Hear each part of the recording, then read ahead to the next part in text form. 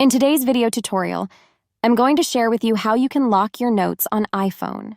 Locking notes on your iPhone is important for maintaining the privacy and security of sensitive information.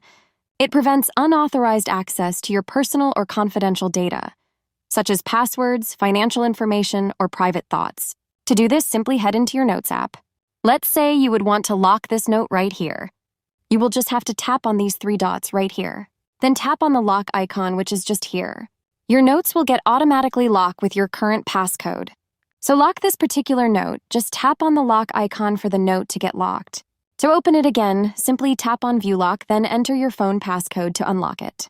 And if you wish to remove the lock, you will just have to tap on these three dots and just tap on Remove right here. That's how easy it is to lock notes on your iPhone. If you have any questions, just let me know in the comments section down below. Please don't forget to leave a like, share, and subscribe for more informative tutorials like this one.